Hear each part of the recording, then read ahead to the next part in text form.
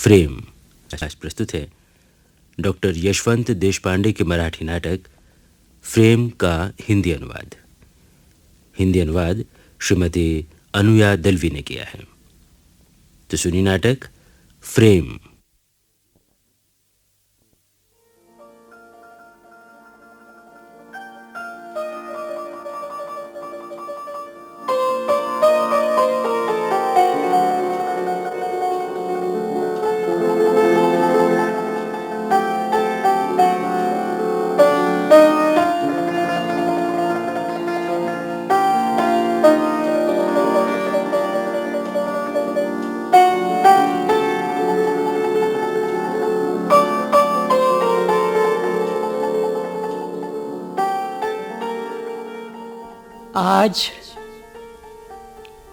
आज सब कुछ कितना बदल गया है।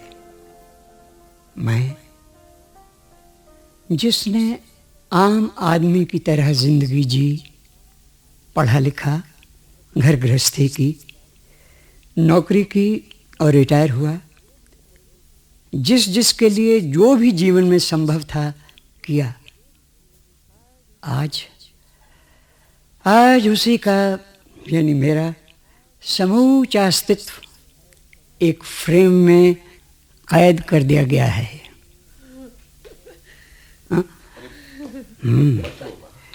तो सब लोग इधर ही आ रहे हैं।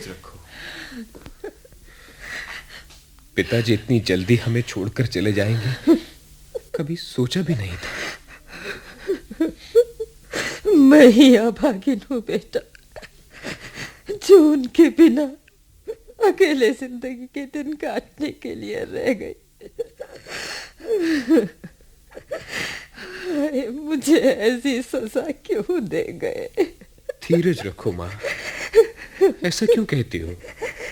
देखो, मेरे रहते कभी अपने आप को अकेला ना कहना।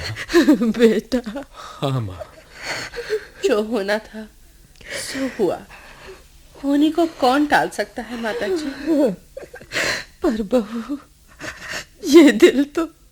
माता जी, अपने दिल पर काबू कीजिए, उसे समझाइए। माँ, क्या हमने कोई कसर रखी? नहीं बेटा। अटैक के 10 मिनट के अंदर ही हम पिताजी को अस्पताल ले गए, उनका ट्रीटमेंट शुरू किया, मगर हमारी किस्मत ही खराब थी। अब देखो माँ, तुम्हारे सिवा हमारे भी इस दुनिया में कौन है?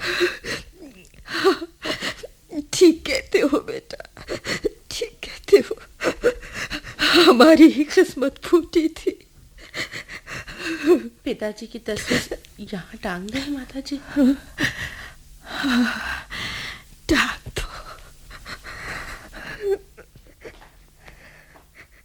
तो ये लोग मेरी तस्वीर दीवार पर टांग रहे हैं। स्टूल पर रखी हथौड़ी और कीलों का संदर्भ अब जुड़ने लगा है। यानी अब मैं इस दुनिया में नहीं हूं। श्रीमती जी ने माथे पर बिंदिया क्यों नहीं लगाई, ये भी अब समझ में आ गया है। वो हमेशा जैसे भूला करती थी, वैसे आज भूली नहीं है। वास्तव में अब उसकी जरूरत ही नहीं रह गई है। मैं इनकी दुनिया से चला जो गया हूं। उस दिन विवाह की 30वीं वर्षगांठ पर एल्बम देखते देखते इतनी हंसी आ रही थी कि अपने को रोक नहीं पा रहा था। सुनिए, चलिए ना, हमें जाना है, जल्दी कीजिए। अरे भाई, जाना तो सबको है एक ना एक दिन। अरे इतनी जल्दी क्या है? बेकार की बातें करके बोर मत करो, अब चलो ना। इधर बैठो तो। देखो अपनी ये एल्बम। आज हमारी शादी की 30वीं सालगिरह है। और उधर जो लोग हमारा इंतजार कर रहे होंगे अरे थोड़ा और कर लेंगे। क्या करो? बहुत हुआ तो यही कहेंगे ना, बूढ़ा बूढ़ी रंगीन तबीयत के हैं। कौन परवाह करता है। छोड़ो ना, लोगों का ना सही, पर अपने बहू बेटे की तो शर्म कीजिए। कोई आ जाएगा। कोई नहीं आएगा, कोई नहीं आएगा, बैठो। हाँ देखो, एक तो उनकी नई नई शादी हुई और दूसरे प्रेम विवाह। वो जानते होंगे कि दो प्रेमी जब अकेले में बातें करते हैं तो उन्हें समय स्थान का कोई ध्यान नहीं रहता। तुम्हारी तो बुद्धि सठिया गई है। अरे हम दोनों क्या प्रेमी हैं? अब कोई सुनेगा तो क्या कहेगा? कब्र में पैर लटकाए बैठे हैं और प्रेम की बातें सूझ रही हैं। कब्र में पैर लटकाने की बात करते हो? अरे अंतिम सांस निकलने तक मैं तुम्हारा प्रेमी बना रहूंगा। अब आप चलते हैं कि मैं जाऊं? ठीक है, चलता हूँ बाबा, चलता हूँ। अच्छा चलो, पूरी एल्बम ना सही, ये दोनों फोटो देखो। ये तो है अपने विवाह की। और ये दूसरी हमारे विवाह की पिछली वर्षगांठ पर ली गई थी। सच, 30 वर्षों में आप कितने बदल गए हैं। एक बात है, क्या? पहले से बहुत स्मार्ट लगने लगे हैं। शादी की तस्वीर देखने से लगता है जैसे किसी ने आपको जबरदस्ती पकड़कर बिठाया है। Correct, absolutely correct.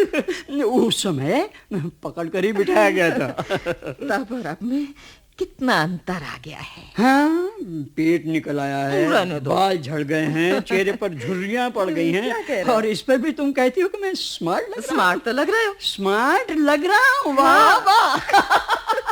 स्मार्ट लग रहा हूँ। क्या हुआ? मेरे सीने में कैसा दर्द हो रहा है। क्या हुआ? बाप रे, क्या हुआ? अरे बेटे, कोई है?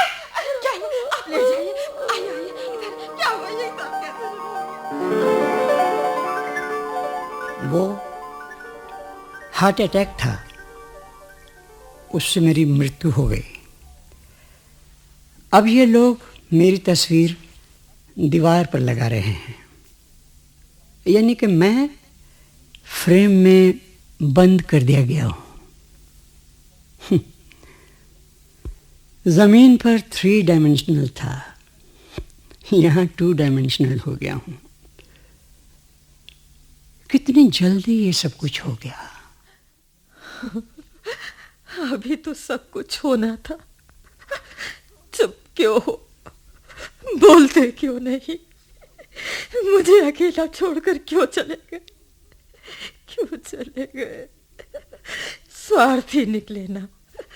मुझे पहले जाने देते तो कुछ बिगड़ जाता क्या? आपके पीछे मेरा क्या होगा, कुछ सोचा आपने?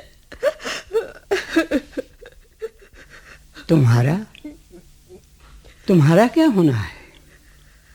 जो होगा अच्छा ही होगा। बेटा बहू तुम्हें हाथों हाथ लेंगे। देखा, मरने के बाद भी मुझे कितना चाहते हैं। फ्रेम पर ताज़ा फूलों का हार चढ़ाया है, सुगंध वाली अगरबत्ती जलाई है, लेकिन ये मेरी आवाज कहाँ सुन पाती होगी? परिस्थितियों में किस प्रकार परिवर्तन आ जाता है। जब मैं जिंदा था तो इसी हाल में बैठकर कहा करता था, क्या पहले क्या बाद में, सबको एक दिन जाना है। अब यहाँ आया हूँ तो क्या कहूँ, सबको एक न एक दिन आना है।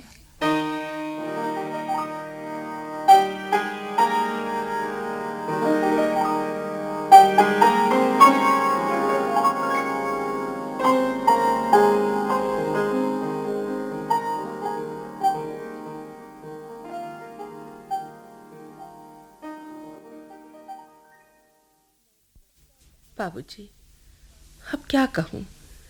माँ जी तस्वीर के पास घंटों बैठी रहती हैं और ये भी तस्वीर के पास पहुँचते ही भावुक हो जाते हैं। कई बार कहा, इतना भावुक होना ठीक नहीं, पर मेरी तो मानते नहीं। आप ही जरा इन्हें समझाइए। कहना आसान है बेटी, जिसका दर्द वो ही जाने। भाई अगर ये तस्वीर के पास पहुंचते ही भावुक हो जाते हैं तो फ्रेम पर तुम हार पहनाया करो, अगरबत्ती जलाया करो। इस बहाने ससुर जी की कुछ सेवा ही हो जाएगी। क्या राजा आदमी थे, दिलदार, अति उदार। हाँ, पर लोगों ने उसका नाजायज फायदा उठाया। कहीं भी कोई भी उन्हें ठग जाता। अरे नहीं बेटा, उनके स्वभाव का एक उदाहरण देता हूं तुझे। तुम्हारी शादी पर उन्होंने कहा था ना, दहेज, लेन देन आदि औपचारिकताओं पर मैं विश्वास नहीं करता। जैसी आपकी बेटी वैसी मेरी बेटी। और ये सच करके दिखाया बेटी। उन्होंने हमसे कुछ नहीं लिया। आज के जमाने में उन जैसे महापुरुष कहाँ मिलते। गलत बात तो नहीं कही थी मैंने। वर पक्ष का स्थान ऊंचा होता है, वधू पक्ष का छोटा। लेन देन, दान, दहेज मुझे नामंजूर था, लेकिन इन महाशय ने भी मेरी बातों का अर्थ हूबहू वैसा ही लगाया। मेरी पत्नी को अच्छा नहीं लगा। बेटे की शादी का बड़ा शौक था उसे। गुस्से में मेरे पास आई और कहने लगी, तुम्हें तो सब चल जाएगा, लेकिन मेरी इच्छाओं का क्या होगा? क्यों? अरे मैं अपने शौक कैसे पूरे करूंगी? एक ही तो बेटा है। रिटायर होने के बाद तुम तो रामायण लेकर पढ़ना शुरू कर देना।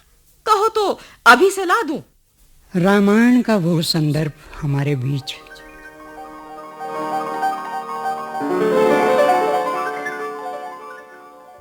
रिटायर होने के बाद ऐसी हालत होती है, पता होता तो भाई हम तो कभी रिटायर नहीं होते। आदमी को कोई ना कोई काम पकड़ लेना चाहिए, ताकि रिटायर होने के बाद भी जब काम करने लगता हूं तो करने नहीं देती। ओहो, काम का मतलब है हॉबी, ये नहीं कि घर के कामकाज में दखल दो। देखो, खाली बैठा रहता हूँ तो सोचता हूँ क्यों ना तुम्हारा हाथ ही बटा दे। आहा, बस भी कीजिए। जब घर के कामकाज में मरती खपती रहती थी तब तो इतना तक ना करते थे कि चाय का खाली कप तक उठा के रख दें। अब बहू है ना तो प्रेम उमड़ रहा है। अरे भी प्रेम की बात नहीं है, दिन भर खाली बैठा रहता हूँ, थोड़ी बहुत मदद कर दूं तो क्या हर्ज है। ओहो, जिंदगी भर काम किया है, अब आराम कीजिए ना। बहू बेटे की गृहस्थी में दखल मत दीजिए। आप तो सोचेंगे मदद कर रहे हैं, लेकिन झंझट होगी। नहीं नहीं नहीं नहीं, कोई झंझट नहीं होगी। तुम बेकार ही टोकती रहती हो। अरे अगर समय नहीं कटता है तो रामायण पढ़ा करो ना। रामायण? हाँ। अभी मेरी इतनी उम्र नहीं हुई श्रीमती जी। क्या बूढ़े होने पर ही रामायण पढ़ी जाती है? अरे वो तो एक साहित्यिक रचना है, इसलिए पढ़ना चाहिए। आप ही ने तो कहा था कि रिटायर होने के बाद रामायण का पाठ करने का निश्चय किया है। ओफो, तुम तो शनि की तरह पीछे पड़ गई हो। अरे भाई, कोई पीछे पीछे नहीं पड़ी हूँ। आपको रामायण नहीं पढ़नी है तो ना पढ़िए, मेरा क्या है।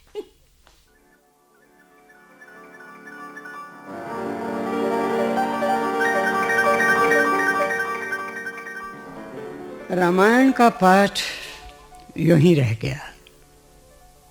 अब इच्छा है लेकिन पढ़ नहीं सकता। प्रेम के दायरे में बंद जो हो गया हूं।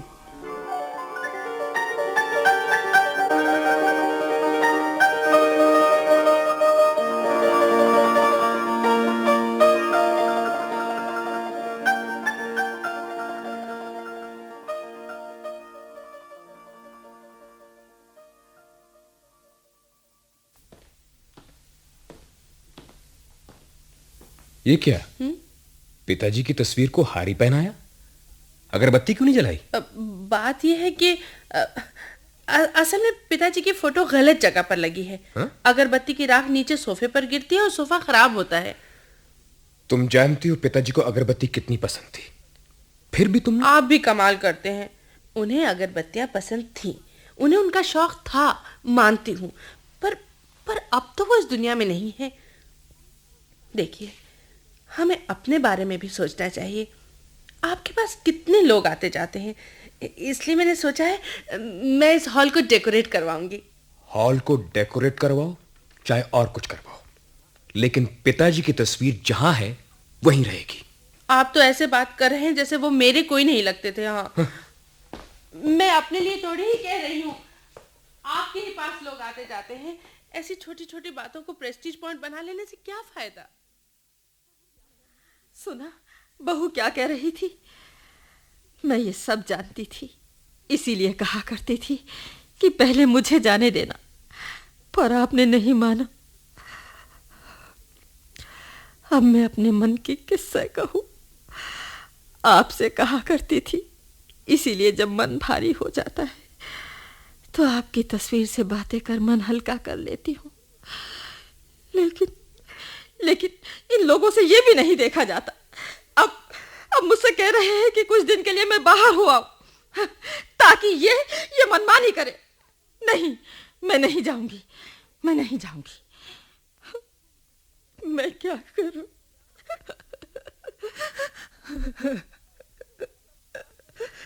इन सब बातों के लिए आप जिम्मेदार हैं। आप क्यों चले गए मुझे छोड़कर? क्यों?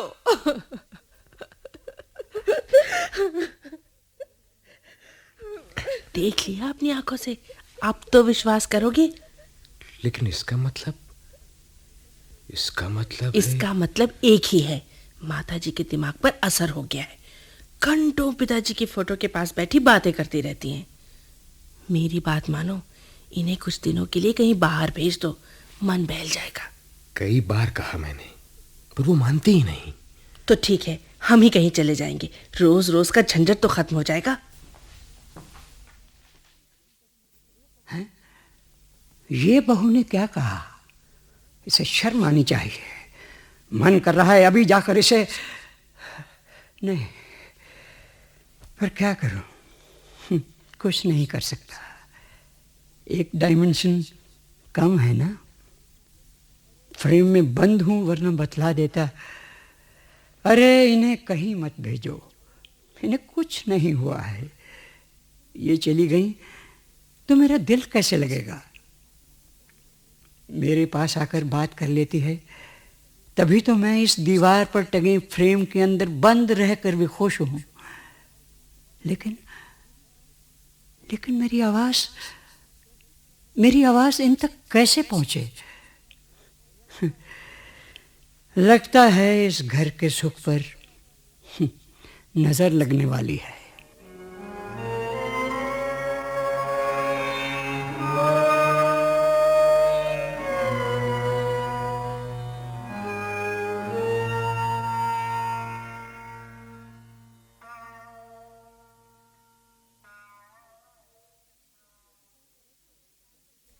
मेरी क्या रिक्वायरमेंट्स हैं, आप अच्छी तरह समझ गए हैं ना? यस मैडम, आपको क्या चाहिए क्या नहीं चाहिए मैं सब समझ गया। देखिए मैडम, हम इंटीरियर डेकोरेटर्स हैं। हम अनुभव के द्वारा एकदम जान जाते हैं कि हमारे क्लाइंट की क्या रिक्वायरमेंट्स हैं। आप बिल्कुल चिंता न करें। मैडम, ये तस्वीर ठीक जगह पर नहीं लगी है। इसे नो, इस मामले में मैं किसी की नहीं सुनूंगा। अब जी, ये तस्वीर यहीं रहेगी। ओहो, आप तो एकदम गर्म हो जाते हैं। पहले इनकी बात तो सुन लीजिए कि तस्वीर कहाँ और क्यों होनी चाहिए। देखिए मैडम, पहली बात, घर में घुसते ही बुजुर्गों की तस्वीर दिखाई दे ये तरीका कुछ पुराना हो गया है। दूसरे ये तस्वीर इतनी सजीव और प्रभावशाली है कि कमरे की अन्य चीजों की तरफ किसी का ध्यान ही नहीं जाएगा। इसलिए ये तस्वीर यहाँ नहीं, उस दीवार पर उधर होनी चाहिए। क्यों जी, आप क्या कहते हैं? मुझे इन सब बातों में कोई रुचि नहीं है। तुम्हारे जो जी में आए करो। देखिए मैडम, वो आदमी के मूड, उसकी भावनाओं का ध्यान रखना डेकोरेटिंग आर्ट का पहला उसूल है। अब ऐसा करते हैं, आपके पिताजी की तस्वीर इस बगल वाली दीवार पर यहाँ लगाते हैं। ठीक रहेगा? ये जरा ज्यादा ही भावुक हैं। खैर, इस सोफे की क्या पोजीशन होगी? इस सोफे की पोजीशन इस इधर साइड वॉल पर लगाते हैं, और ये लैंप इधर उस मेज के पास, और ये वॉल्स को I think light pink colour कर दें, और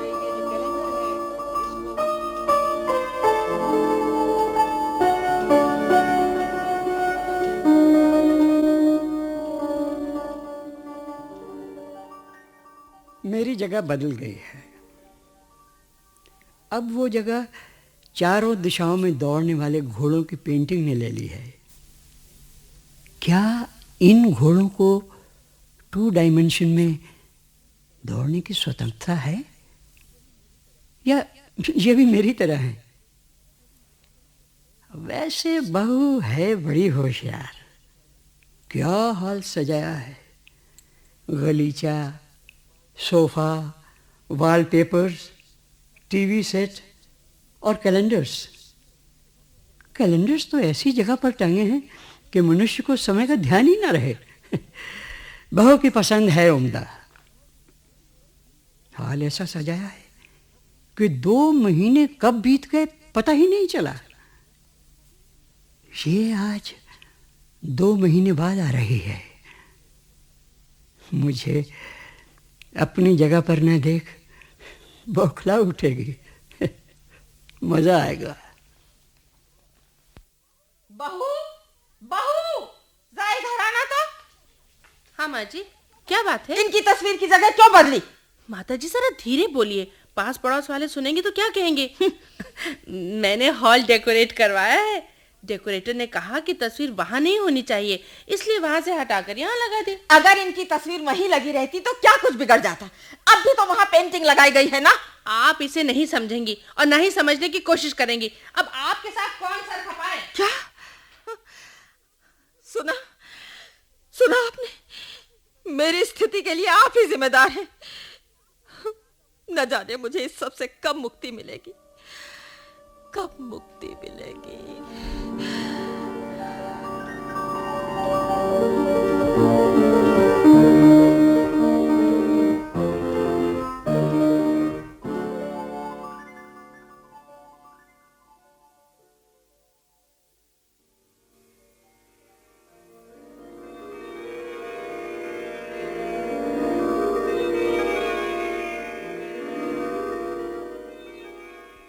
सुनते हो? कौन? तुम? हाँ, मैं भी आपकी दुनिया में आ गई हूँ, आपके पास। क्या खुश नहीं हुए? मैं तो बहुत खुश हूँ। तुम्हारी और मेरी दुनिया अलग अलग हो गई थी, तुमसे बात ही नहीं कर पाती थी। लेकिन तुम्हें इस दुनिया में इतनी जल्दी नहीं आना चाहिए था। क्यों? क्यों नहीं आना चाहिए था? अपने बेटे बहू के बारे में भी सोचा? अकेले रह गए हैं, किसके सहारे छोड़कर आई हो? अब अपने पोते किसकी गोद में खेलेंगे? मुझे तो मजबूरी में आना पड़ा, पर तुम अकेले नहीं रह गए थे क्या? वैसे बतलाऊं, मुझे यहाँ आना क्यों अच्छा लग रहा है? हाँ। आपको याद है, विवाह के समय अग्नि को साक्षी मानकर आपका साथ निभाने का वचन दिया था, इसीलिए आई हूँ। अभी तो दीवार ही बदली की थी आपकी। न जाने आगे क्या क्या होता। कहीं किसी और कोने में डाल दिया होता तो अकेले नहीं पड़ जाते। मुझसे ये आपका तिरस्कार सहन नहीं हुआ, इसीलिए आई हूं। अब तो जहां भी रहे साथ रहे, जहां भी रहे साथ रहे, साथ रहे।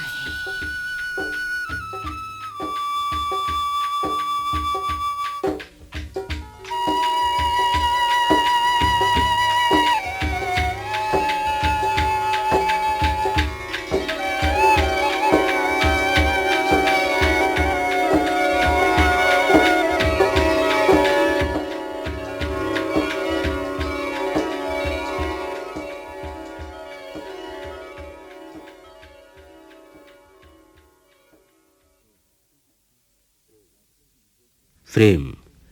अभी आप डॉक्टर यशवंत देशपांडे के मराठी नाटक का ये हिंदी अनुवाद सुन रहे थे। हिंदी अनुवाद श्रीमती अनुया दलवी ने किया। निर्देशक थे सुदर्शन कुमार। प्रस्तुतिकरण सहायक प्रकाश चंद्र जैन। नाटक में भाग लेने वाले कलाकारों का भूमिका सहित परिचय इस प्रकार है। पिता श्री B.R. नागर, माँ श्रीमती राजकुमारी प्रसाद, लड़का श्री अश्वनी कुमार, बहू श्रीमती रश्मिधर, ससुर श्री हेमेंद्र नाथ और डेकोरेटर श्री सुशील बनर्जी। ये नाटक केंद्रीय नाटक एकांश द्वारा आकाशवाणी के दिल्ली केंद्र पर तैयार किया गया।